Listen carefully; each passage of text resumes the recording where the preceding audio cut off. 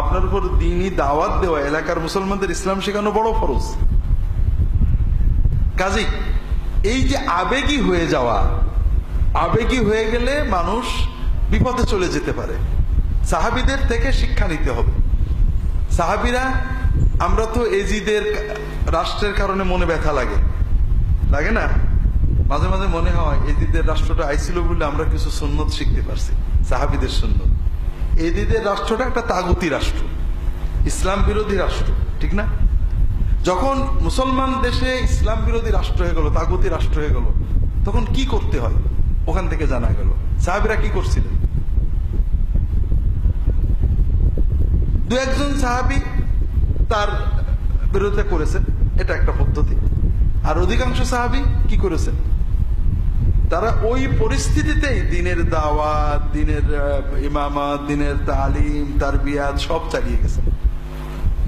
কথা বুঝতে পেরেছেন? তো এই জন্য সরকার, প্রশাসন, পরিবেশ, রাষ্ট্র, আমেরিকা, ইসরায়েল, ইহুদি, অনেক কিছু হতে পারে, কিন্তু আপনি সাহাবীদের সুন্নত মতো ধীর ও সুস্থে চিন্তা ভাবনা করে ইমামদের দায়িত্ব পালন করতে হবে। তা না হলে আপনাদের প্রথমে যেটা বললাম, আলী রাদিয়াল্লাহু তাআলা আনহুর যুগে দুটো গোমরাহি আসছে। একটা হলো আবেগে ইসলামের নামে, অন্যায়ের প্রতিবাদের নামে কি কতল শুরু করে দিয়েছে, কতল করে সব ঠিক করে ফেলে দেবে। কিন্তু আসলে কতল করে কোনদিন কিছু ঠিক হয় না। কথা বুঝেছেন? কতল হলো অপারেশন, সর্বশেষ না হলে অপারেশন করতে হয়। আচ্ছা, মেডিসিন ওষুধ আগে দেয় না অপারেশন আগে করে? মেডিসিন আগে দেয়। মেডিসিন অনেক ডাক্তারই দিতে পারে, এমবিবিএসও দেয়, কিন্তু কাটাকুটো আবার সার্জারিতে এক্সপার্ট হতে হয়, বুঝলেন? তো এটা একটা গোমরাহি, এদিকে খেয়াল রাখতে হবে। আবেগী হবেন না, আল্লাহর দিন আল্লাহ হেফাজত করবেন। আমাদের কাজ হলো নিজে দিন নিজের জীবনে বাস্তবায়ন করা, সমাজে আমার সাধ্যের ভিতরে মানুষদেরকে দাওয়াত দেওয়া, দিন যেন মানুষের কাছে পৌঁছায়। আমরা ফলাফল নিশ্চিত করতে পারবো না, কথা বুঝতে পেরেছেন? দ্বিতীয়, অতিভক্তি। এইবার আসি অতিভক্তির ধারা, যেটা বললাম আলী রাদিয়াল্লাহু তাআলার যুগে দিনের নামেই কিন্তু হলো। এইটার নাম কি? এই ফেরকার নাম কি বলতে পারেন? শিয়া না? হ্যাঁ। আর ওই ফেরকার নাম, যারা গরম ফেরকা, ভক্তি ফেরকা হলো শিয়া, আর গরম ফেরকা খারেজি। এই ভক্তি ফেরকা কিন্তু আমাদের রন্ধে রন্ধে। এই যে আমাদের সমাজে আল্লাহ বাবা, দয়াল বাবা, খাজা বাবা, পীর বাবা, পীর সব জানে, পীরের কাছে ভান্ডার আছে, এই বাতেনি এলেম জাহিদ সব কিন্তু শিয়াদের বানানো। কথা বুঝেছেন? আমাদের সমাজে শিয়া মতটা ব্যাপক, কারণ আমাদের বাংলার নবাবেরা শিয়া ছিলেন, যে কারণে আমাদের সমাজে মন মানসিকতা অনেক শিয়া মত আছে। এটাও অনেক সময় আমাদেরকে অসহ্য করে দেয়।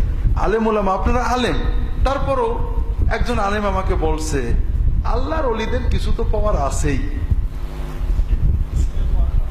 আলেম মানুষ।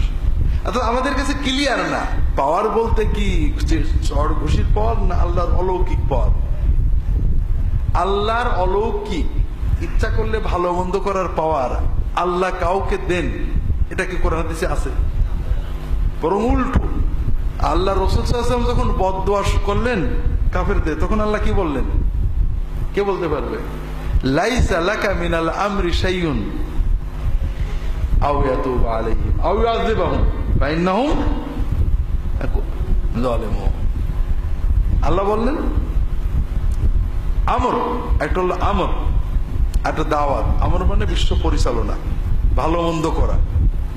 কে দোজখে যাবে, কে বেহেশতে যাবে, কার ভালো হবে? নবী, এটা তোমার কাম না, এটা আমার কাম। যাদের বিরুদ্ধে নবীজি দাওয়াত দিছিলেন তাদের অনেকেই বদদোয়া দিছিলেন, তাদের অনেকে কিন্তু মুসলমান হয়েছিলেন, ইমানদার হয়েছিল। কথা বোঝেননি? কাজেই আল্লাহ বললেন যে নবী, তোমার এই কাম লাগবে না, আমি দেখবো, এটা তুমি তোমার যেটা করছো এটা করো। কাজেই আল্লাহ তাআলা কাউকে ক্ষমতা দেন, এটা আল্লাহ কোরআনে বলেননি, রাসূলের হাদিসে বলেননি। রাসূলুল্লাহ সাল্লাল্লাহু আলাইহি ওয়াসাল্লামের সামনে এসে একজন প্রশংসা করছে, ইয়া রাসূলুল্লাহ মা শা আল্লাহু ওয়া শিতা, আল্লাহ যেটা চান এবং আপনি যেটা চান সেটাই হয়, আল্লাহ এবং আপনি যেটা চান সেটা হয়। এখন আপনারা বলেন হুজুর আপনার আল্লাহর দোয়ায় আপনার দোয়ায় ভালোই আছে, বলেন না আল্লাহর রহমতে হুজুরের দোয়ায় ভালো, আমরা খুশি হই যেন আমার খুব ভক্তি করেছে। আল্লাহ রসুল সাল্লাম এটা শুনে খুশি হলেন না, বকা দিলেন, আজ আলতানি লিল্লাহি নিদ্দান, তুমি আমাকে আল্লাহ সমান করে দিলে। বল মাশা আল্লাহ ওয়াহদা, আল্লাহ একা যেটা চান ওইটাই হয়। তো কাজেই এই যে অতিভক্তির নামে রাসূলুল্লাহ সাল্লামের বংশের নামে হোক, পীর মাশায়েখদের নামে হোক, বা পীরের আওলাদের নামে হোক, আওলাদের রাসূল নামে হোক, যে আমরা অতিভক্তির প্লাবন তার থেকে শিরিকে চলে যাই, এটাও দিনের নামে দিন গোমরাহ হওয়ার আরেকটা পথ। আপনারা যদি আদবের সাথে বিনম্রতার সাথে সমাজের মানুষদের সাথে সম্পর্ক রাখেন, কে খ্রিস্টান হচ্ছে, কে গ্রুপিং করছে, কে ইমাম মেহেদী হচ্ছে, কে ইমামুজ্জামান হচ্ছে, আপনারা যদি কথা বলেন, কোনো গুমরাহি দেখলে সমাজের মুরব্বীদের ডাকেন যে ভাই এটা ঠিক হচ্ছে না, দেখবেন সমাজের মানুষেরা আপনাদের দ্বারা প্রভাবিত হবে। আলেম ইমাম যদি নম্রতার সাথে হিকমতের সাথে মানুষের বুঝান, উগ্রতা বাদ দিয়ে ঝগড়াঝাটি বাদ দিয়ে, তাহলে ফল ভালো হবে ইনশাআল্লাহ।